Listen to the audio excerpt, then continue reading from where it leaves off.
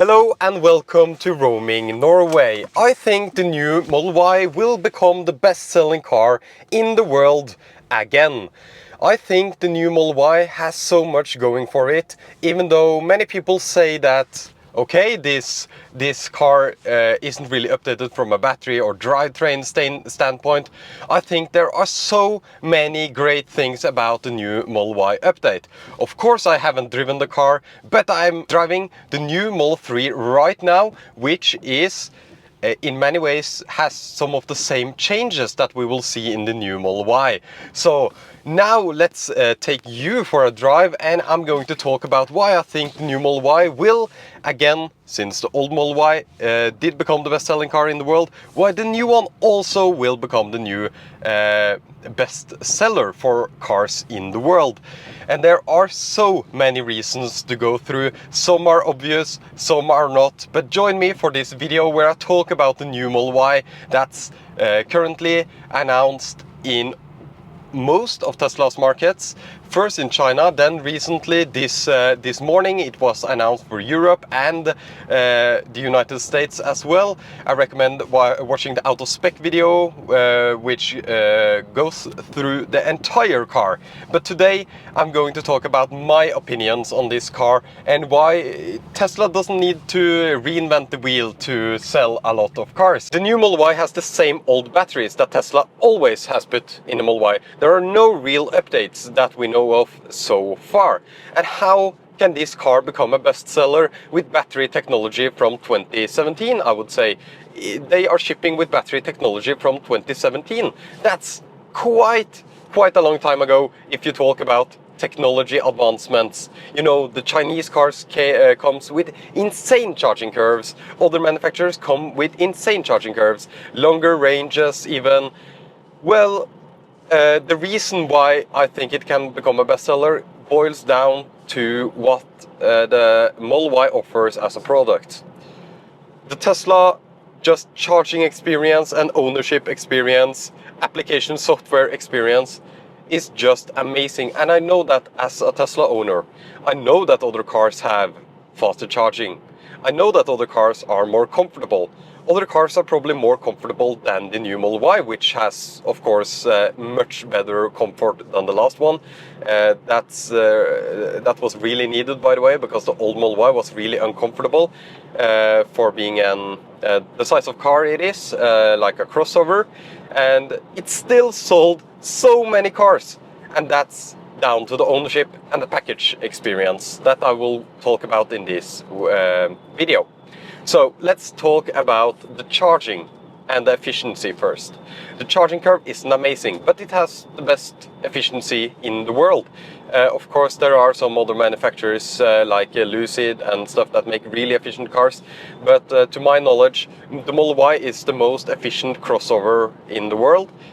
From of course any drivetrain because electric is most efficient of them all, but just in general, just so efficient. So when you charge a little bit slower, does it really matter if it adds just about the same amount of kilometers as any other car? And there are some fast charging cars like the Taycan, like the eGMP cars from Korea, like the Hyundai and the Kia cars that actually add kilometers faster because they actually have so fast charging and a so flat charging curve that it's just an amazing experience road tripping them. But still, the Tesla efficiency really helps them bump up that bad charging curve that they have. And not only that, Tesla offers an amazing charging experience. They have from everything, and I'm going to talk about all the details of the charging experience. You might say to me that, oh, it doesn't matter that it takes 5 seconds longer to charge to get the charging started, but in reality, for a lot of people, when they experience both charging, like handshake times, both charging side by side, it matters to them. It really matters to them. So, and I have experienced this firsthand with many first-time EV owners that I've helped buying cars in Norway, and I'm no Tesla I don't just recommend Tesla. I let people experience all the different things, like driving them side by side, and I always recommend a test drive to test cars. But let's just use my mother as an example. She has a Model Y now. Why does she have a Model Y? Well, if you don't have a very specific car with a very specific charging network, Ionity for example, you don't really have a proper plug-in charge. Or at least you don't have plug-in charge on the largest charging network in Europe. It's different in the US. I know it's different in the US. I know Ford has plug-in charge on the Tesla supercharger network. But anyways, I want to explain this from both an European experience and then also an American experience that I know of personally. So when you charge the Tesla, you just stop the car, you plug it in, and it always works. You can just walk away from the car. It always works. The plug-in charge always works. It's always the cheapest or close to the cheapest, and that's more than good enough when it's so easy. You have the credit card, everything works out. You have a button on the handle to open the charge port. You plug it in, you have a button to hold in to stop the charging session. No running to the car, stopping because you don't have a button out where the charge port is. And it just is an awesome experience for first-time EV owners. It's just absolutely an amazing experience. And a lot of people will say that it doesn't matter. I like manual charge port. It's less prone to failure. And personally, I don't think manual charge ports are less prone to failure. I think that's an illusion and an old-time mindset from thinking that mechanical stuff is more reliable than electronic stuff when it's not. It's just the implementation that's important and high-quality components. But I think that matters. I think it matters from people test driving, test charging the cars. I think it actually matters. So let's move on to other things that's great with the Tesla. They are easy to drive.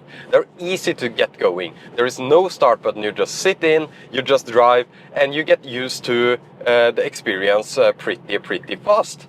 So for many people, it's like, okay, I like a start button. I like the old school. That's the way, for example, in Norway, we have sold a lot of the Toyota BC4X because it's an easy experience for people coming from other cars. But is it really better? Isn't it better to learn the new way of creating cars without start buttons, without all the gear levers that's very old school and that you had in both manual and automatic cars? Isn't it better to get away from that when that's clearly the future? Isn't it better to just rip off the band-aid and get used to it now? Well, that's an interesting discussion point where many people have different opinions. And of course, people will always prefer either old school or new technology. And yeah, but I think people testing Teslas and getting used to it, just, yeah, it's just absolutely amazing. And I think that really helps with the ownership experience. The next thing I want to talk about is the app.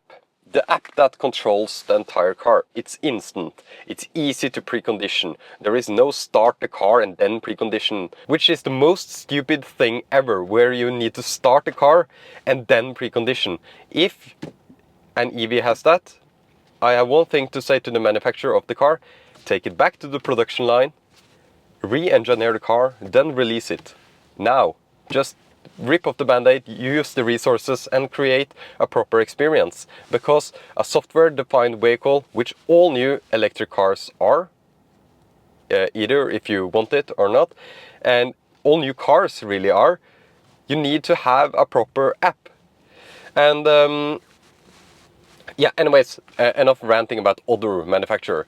The app in Tesla is just amazing. You can just look at all the stats, you can precondition the car, you can open all the boot, the frunk, everything from the app. You can give access for people to drive from the app from the other side of the world. You can have enable dog mode, you can disable dog mode, you can unlock the car and lock the car. You can do a lot of stuff from the app. And for my mother, that was just an amazing experience. She uses preconditioning from her phone twice a day, and just it's a feature that's used, and it's difficult to go back to other cars. So let's talk a little bit more about the new Model Y, because this video isn't just about the old Model Y and why that sold so well. Well, the new Model Y will have all the improvements that we see in this car. And unfortunately we don't have the neck pillow included in this car. That's a Jowa product. You can use my link in the description for 5% off Jowa products to get this awesome neck pillow, which just feels absolutely amazing. Aside from that, other comfort features that's in this car, and actually engineered by Tesla and not Jowa, is the new suspension in this car. And we will see a similar or better suspension in the new Model Y. And that will help a lot of people that are usually used to luxury cars. For example, a BMW or a BMW, sorry, not BMW, or a Mercedes, or other luxury cars make the jump to Tesla, because they have actually tried the old Model Y and said, okay, it's an uncomfortable suspension. And I agree, it's an uncomfortable suspension. It's not good enough in the Model Y, the old Model Y, but I think it'll be good enough in the new Model Y, because I tested the new Model 3 and it can't be worse. You have ventilated seats in the new Model Y, which is a great selling point for warm climates. You have a lot of other features. And one thing they did is return the stalk. The stalk. A singular stalk. The new Model Y will have a blinker stalk available. And that will help a lot of people that were scared of the Model 3, especially in Europe with roundabouts. I made many videos where I've talked about how stupid the blinkers here are in a roundabout in Europe, because the steering wheel is upside down, then you need to click to change the blinker from left to right to get out of the roundabout. So they listened to customers for the first time ever. Tesla doesn't really do that. They just make stuff and then, okay, it either works or it doesn't. But here they returned to actually having a stalk in the Model Y. The way this car, the new Model 3, is screwed together feels like a German car. I've said it many times that it feels like a BMW 3 Series, how it's screwed together, how the door thunk feels. No squeaks, no rattles. It just feels very solid, this car. And I think that will of course carry over to the new Model Y. And a lot of people will, they will get the quality perception of Tesla, which is one of the things Tesla was lacking, because earlier Model Ys, and especially earlier Model S and X, is just terribly screwed together compared to other automakers. But the new Model Y, if it's similar to the new Model 3, which I think it will be, people will get a new quality perception. And together, the comfort, the features that are included standard, I think people will make the jump, or more likely to make the jump from luxury cars to a Model Y. And I mean like semi-luxury cars. Of course, if you have super high-end luxury cars, you will always buy super high-end luxury cars, like the Porsche Macan. It's a whole different league, of course. But now I'm talking about people that are buying like medium to high-priced cars, where the Model Y will now be able to compete. You can't say, oh, it's so uncomfortable, oh, it's so low quality. The quality of the interior in this Tesla Model 3, there isn't a single space with hard plastics. Not a single hard plastic panel in this entire car. Everything is soft touch plastics or fake leather, which feels amazing and is better than real leather in my opinion. Which might be controversial, of course. I don't care. So vegan leather everywhere, and yeah, the touch points just feel great. They just feel so well sorted now compared to earlier. So that destroys the argument for the Model Y to actually be a low quality car. I don't think the new Model Y will be a low quality car. And together with the quality upgrade, the comfort upgrade, the thing that many people have complained about, the stalk, and the awesome ownership experience with a software-defined vehicle where you can test the app, where it's fast, it just works every time, phone as a key on all trims, no stupid packages like other automakers do, no trying to just steal money from the customer by having, the phone as a key is not included on all trims. That's absolutely insane. Oh, the heat pump is not included on all trims. That's just absolutely stupid. And here you have, I don't think ventilated seats needs to be on the base trim of cars, but here it is, and it's absolutely amazing. Similar to Kia and Hyundai, I think they have ventilated seats on the lower trims, so kudos to them as well. Of course, all the seats are heated, not the rear middle seat, and I don't think the new Model Y will have a rear middle heated seat either. Doesn't matter. And another quality update from with the new Model Y is that the seats behind are electronically operated. And that's great to see. The cheapest Model Y will have that. And now we have the launch edition, which came first. And that's not the car I'm talking about in this video. I don't think that car will become the bestseller. It's expensive, but it's the first edition. It's fully loaded with optional equipment and badges and stuff like that. I think that's a little bit stupid, in my personal opinion. But I think the new Model Y that comes after the launch edition, the more affordable one, the rear-wheel drive one, the different battery options, I will of course review everything on this channel. I think that is a big contender to become the best-selling car in the world again for the Model Y. I don't think anything else will compete right now, maybe in the future. Maybe I'm wrong actually. What do you think? Leave a comment down below if you think Tesla doesn't have a chance against the Chinese with the awesome, amazing C-rates on their charging curves. Yeah, and the luxury interiors that are coming out of China, which looks absolutely amazing. But I think as a package, as a stable, people in Norway watch Tesla as a stable automaker now, because there are Chinese competitors, but you don't know if they start selling cars in Europe, you don't know how that will go until they need a few years to like get into the groove and win customers over with software updates and long time support like Tesla has done. Like they are updating their 2012 Model S's still from time to time, which is absolutely impressive to see. So they are proven that they are long time supporting their vehicles, and I think that together with just an awesome package, ease of charging, which I think is way more important than anyone else is mentioning, and just ease of ownership, the amazing app Dog Mode. Why don't all automakers have Dog Mode? They could copy the features for like years on years. Just copy it today, just implement it tomorrow. Okay, enough ranting. Sorry about this little ranty video about how I think the Model Y will become the best-selling car in the world. I don't really necessarily think my favorite car is the Model Y either. I like the Model 3, it drives better, it's cooler to look at. Even the new Model Y doesn't look as good as this Model 3 in my opinion. I think it's a fun car, I think it's properly sized for my use case. But I can't help mentioning that the new Model Y, I think it'll become a bestseller once again. Thank you so much for watching Roaming Norway. If you like this type of video, leave a comment down below. If you're buying a new Model Y, I recommend waiting until after the launch edition. But if you really want a new one, you really have the money to spend on the launch edition, use tesla.roamingnorway.com, then that's my referral. Or use someone else's referral. Ask your friends or family if they have a referral link for Tesla. They need to own a Tesla.